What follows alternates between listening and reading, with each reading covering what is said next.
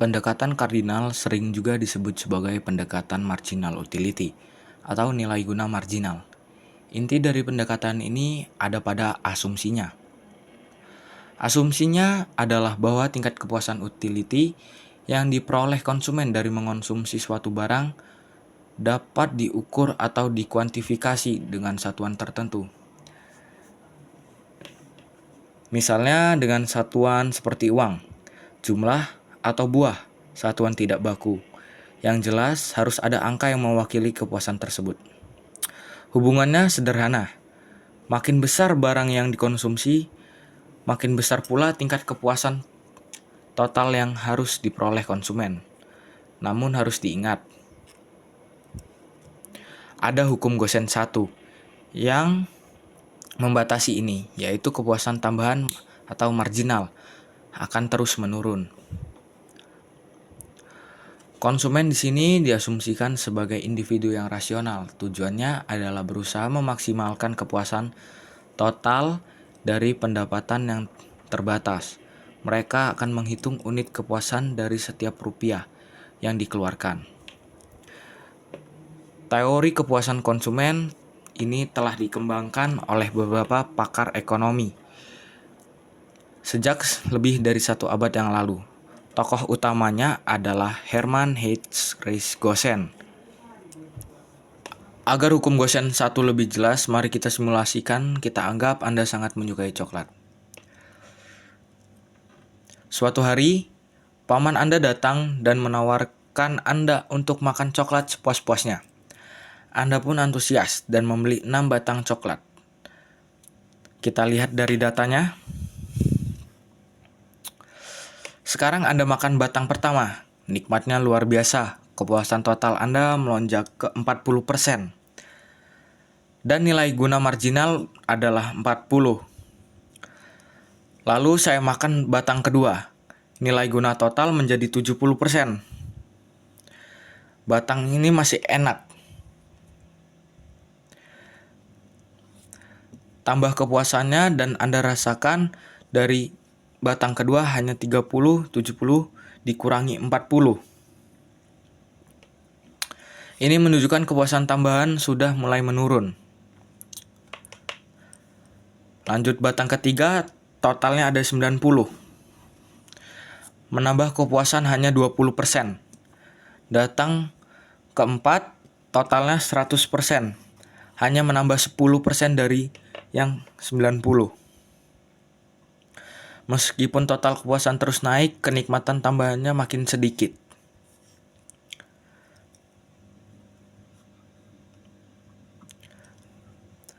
Mencapai batang kelima, total kepuasan Anda tetap 100%. Tetap 100%. Nilai guna marginalnya 0. 100 dikurangi 100. Di sini maksudnya Anda sudah mulai terasa kenyang atau mencapai titik jenuh. Tidak ada lagi tambahan kepuasan. Lanjut batang yang ke-6. Batang ke-6, nilai guna total Anda justru akan menurun. Misalnya dari 90 seperti di teks sebelumnya, dan nilai guna marginal Anda akan menjadi negatif, misalnya minus 10. Ini artinya konsumsi kelebihan justru menimbulkan penderitaan atau ketidakpuasan. Hukum Gosen 1 menjelaskan bahwa kenikmatan tambahan akan terus menurun sampai 0 seiring konsumsi yang dilakukan terus-menerus.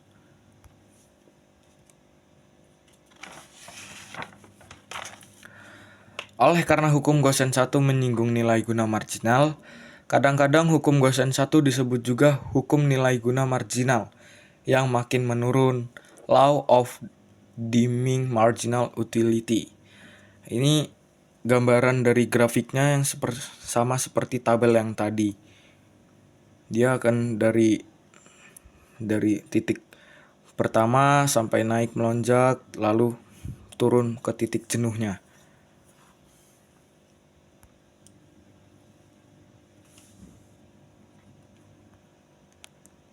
Kita akan membahas tentang hukum Gosen kedua. Apa itu hukum Gosen kedua?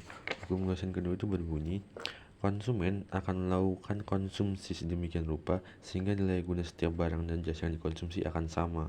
Ini adalah bunyi dari hukum Gaussian kedua.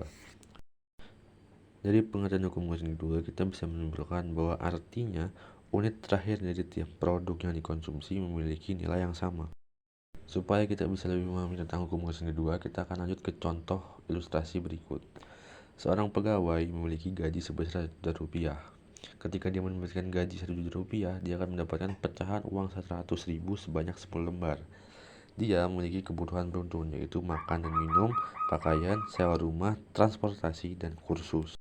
Kebutuhan makan dan minum sudah terpenuhi, maka dengan uang yang sisa akan digunakan untuk membeli kebutuhan pakaian. Jika pakaian sudah terpenuhi, maka sisa uangnya akan digunakan untuk membayar sewa rumah, dan sisanya lagi akan digunakan untuk membayar biaya transportasi. Dengan demikian, penggunaan uang Rp1 juta yang terdiri dari pecahan uang 100.000 sebanyak 10 lembar bisa dilakukan dengan komposisi sebagai berikut, yaitu yang pertama, 4 lembar digunakan untuk makan dan minum, 3 lembar digunakan untuk membeli pakaian, 2 lembar digunakan untuk membayar sewa rumah, 1 lembar digunakan untuk biaya transportasi. Dengan tabel ini, kita bisa melihat keterangan penggunaan uang Rp1 juta yang terdiri dari pecahan 100.000 sebanyak 10 lembar. Pemenuhan kebutuhan makanan dan minum dengan 100.000 yang pertama, nilai pemenuhannya adalah 10. Dengan 100.000 yang kedua, nilai pemenuhannya adalah 9. Dengan 100.000 yang ketiga, nilai pemenuhannya adalah 8. Dan pemenuhan kebutuhan pakaian dengan 100.000 yang pertama, nilai pemenuhannya adalah 9. Dengan 100.000 yang kedua, nilai pemenuhannya adalah 8. Dengan 100.000 yang ketiga, nilai pemenuhannya adalah 7. Dan untuk sewa rumah, dengan 100 lembar yang pertama, nilai pemenuhannya adalah 8. Dengan 100.000 yang kedua, nilai pemenuhannya adalah 7. Dengan 100.000 ketiga, nilai pemenuhannya adalah 6. Dan untuk yang dua lainnya dan seterusnya. Lalu, bagaimana penggunaan uang tersebut jika uang yang tersedia adalah Rp1.100.000? Digunakan untuk apakah 100.000-nya? Jika digunakan untuk kursus, nilainya adalah 6. Jika digunakan untuk transportasi, nilainya adalah 5 karena sebelumnya transportasi sudah terpenuhi. Dan jika untuk yang lainnya, nilainya adalah 4. Agar penggunaannya maksimal, uang 100.000 sisanya dapat digunakan untuk kebutuhan makan dan minum. Dengan menggunakan pendekatan kardinal, kepuasan maksimum yang dapat dicapai oleh konsumen secara matematis dapat ditunjukkan dengan persamaan. MUA per PA sama dengan MUB per PB sama dengan MUC per PC. Keterangannya, MU itu adalah marginal utility atau nilai guna marginal, P-nya adalah price atau harga, A, B, dan C-nya adalah jenis barang. Untuk dua jenis barang dengan harga yang berbeda, rumus kepuasan maksimumnya adalah MUA per PA sama dengan MUB per PB, atau MUA per MUB sama dengan PA per PB. Dan kombinasi konsumsi terbaiknya adalah MUA per PA sama dengan MUB per PB. Dan ini adalah ilustrasi tabel untuk. Jadi kita akan membahas tentang contoh pendekatan kardinal. Contoh soalnya adalah Pak Udin mempunyai pendapatan sebesar Rp1.400.000. Pak Udin ingin membeli dua jenis barang, yaitu barang A dan B, dengan harga masing-masing 100.000 dan 200.000 per unit.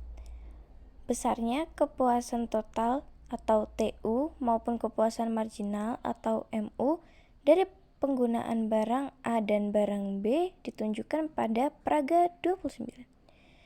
Berapakah jumlah barang A dan jumlah barang B yang dapat dibeli oleh konsumen agar terdapat keseimbangan konsumen atau kepuasan maksimum? Dengan catatan, uang yang dimiliki habis dibelanjakan pada dua barang tersebut. Mari coba kita jawab. Kita akan menggunakan rumus yang ada di atas ini.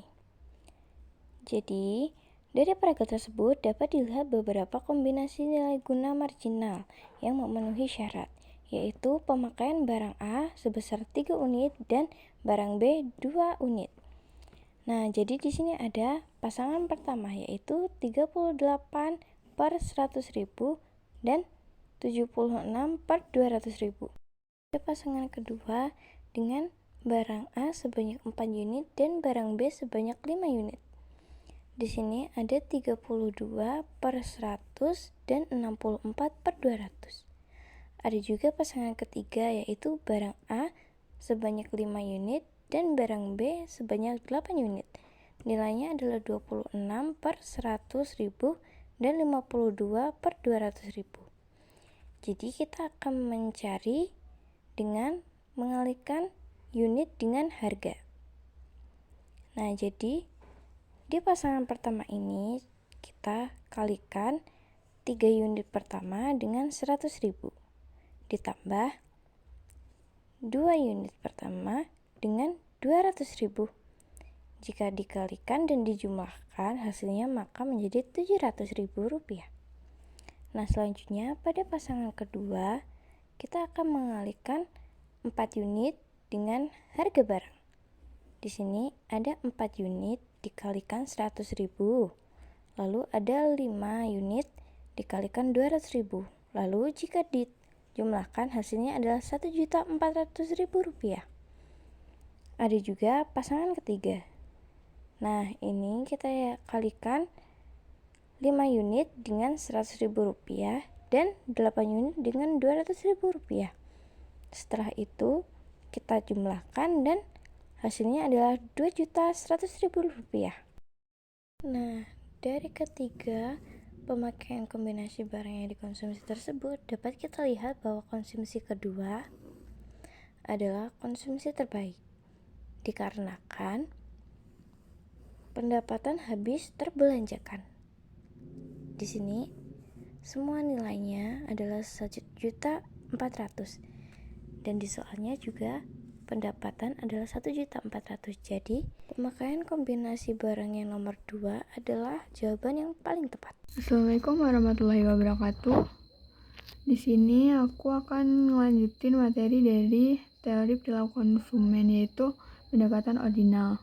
Pendekatan ordinal itu lebih memberi penekanan pada preferensi bahwa barang A lebih saya sukai dibanding barang B. Pendekatan ordinal dilakukan dengan menggunakan analisis kurva indiferensi. Nah, sebelum ke kurva indiferensi ini, aku mau bacain tentang penggunaan kurva indiferensi pertama kali dilakukan oleh ekonomi Inggris Francis Yocitro Edward pada tahun 1881. Kurva indiferensi kemudian dikembangkan oleh ekonom Italia Vilfredo Pareto pada tahun 1906. Pada tahun 1930-an, ekonom Inggris Roger G. Douglas Allen dan John Richard Hicks memopulerkan dan memperluas penggunaan kurva indiferensi. Kurva indiferensi itu apa sih? Kurva indiferensi adalah kurva yang menunjukkan berbagai titik kombinasi dua barang yang memberikan kepuasan yang sama. Nah, di sini itu ada 4 asumsi ya. Nah, yang pertama itu ada konsumen mempunyai pola preferensi akan barang konsumsi yang dinyatakan dalam bentuk peta indiferensi. Nah, yang kedua itu ada konsumen mempunyai pendapatan tertentu. Yang ketiga, konsumen berusaha mendapat kepuasan maksimum dari barang-barang yang dikonsumsinya. Nah, yang keempat, kurva indiferensi yang makin jauh dari titik nol atau origin menggambarkan kepuasan yang makin tinggi. Nah, sekarang aku mau ngasih lihat bahwa kurva indiferensi itu mempunyai 3 karakteristik atau ciri-ciri umum. Nah, yang pertama itu kurva indiferensi memiliki kemiringan yang negatif. Hal ini karena jika jumlah suatu barang dikurangi, jumlah barang yang lain harus ditambah agar diperoleh kepuasan yang sama. Nah, yang kedua, kurva indiferensi tidak saling berpotongan. Perpotongan antara dua kurva indiferensi tidak mungkin terjadi. Nah, yang ketiga, cembung terhadap titik nol. Nah, yang dimaksud cembung itu yang ini. Nih, dia kan cembung ada di titik nol ya. Nah, pada semua titik sepanjang kurva indiferensi, tingkat kepuasan konsumen adalah sama. Yang kita lihat pada kurva indiferensi sebelumnya itu kan, jika konsumen mempunyai 8 kotak es krim, maka dia juga punya 3 buah kue donat. Jika konsumen mempunyai 4 kotak es krim, maka dia punya 6 buah kue donat. Ini nunjukin bahwa jika kamu mengurangi mengurangi konsumsi es krim dan menambahkan konsumsi donat, maka itu akan menunjukkan titik kepuasan yang sama. Begitupun sebaliknya, jika kamu mengurangi konsumsi donat dan menambahkan konsumsi es krim, maka itu akan menunjukkan tingkat kepuasan yang sama. Nah, untuk mengubah pola konsumsi dari titik A ke titik B, konsumen harus mengurangi 4 es krim untuk mendapatkan 3 kue donat. Ini kita kenal dengan istilah MRS, Marginal Rate of Substitution. Dalam hal ini, MRS-nya adalah min 4 per 3 atau min 1 per 3 atau nilai absolut 1 per 3. MRS disebut juga tingkat kemiringan kurva indiferensi. Tanda negatif adalah karena kurva indiferensi berslop negatif. Pada pergeseran titik B ke titik C, MRS-nya adalah min 2 per 3 karena dengan mengorbankan 2 es krim, kita mendapatkan tambahan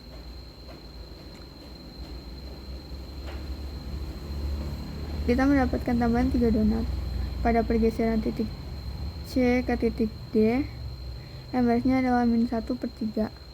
Makin mengecilnya MRS membuktikan berlakunya hukum tingkat substitusi marginal yang menurun. Makin sedikitnya es krim yang dikorbankan untuk mendapatkan lebih banyak kue donat membuktikan pula bahwa kurva indiferensi cembung ke titik 0. Ya, pergeseran dari titik A ke titik B, ke titik B ke titik C, dan titik C ke titik D. Itu menunjukkan tingkat kepuasan yang sama. Jika kamu mau lebih banyak di donat, maka kamu harus bisa mengorbankan es krim. Jika kamu ingin lebih banyak es krim, maka kamu harus mengorbankan donat. Nah, itu akan menunjukkan titik kepuasan yang sama. Oke, sekian, terima kasih. Nah, inilah kurva indiferensi ya teman-teman. Nah, pada kurva ini itu menunjukkan data makin jauh dari titik 0 menunjukkan tingkat kepuasan yang makin tinggi. Contohnya itu tingkat kepuasan U3 lebih tinggi daripada U2. Tingkat kepuasan U2 lebih tinggi daripada U1. Nah, semakin jauh dari titik 0, maka tingkat kepuasannya itu makin tinggi. Nah, di sini aku bakal nunjukin kurva indiferensinya ini ya. Nah, pada kurva ini tuh nunjukin tingkat kepuasan yang sama. Untuk mempertahankan kepuasan tersebut, setiap pengurangan penggunaan es krim, maka harus menambah penggunaan kue donat. Contohnya itu pada titik A, konsumen mengonsumsi 8 kotak es krim dan 3 kue donat. Pada titik B, konsumen mengonsumsi 4 kotak es krim dan 6 buah kue donat. Ini menunjukkan titik kepuasan yang sama. Jika kita ingin menambahkan es krim, maka kita harus mengurangi donat. Jika kita ingin menambahkan donat, maka kita harus mengurangi penggunaan es krim untuk mendapatkan titik kepuasan yang sama.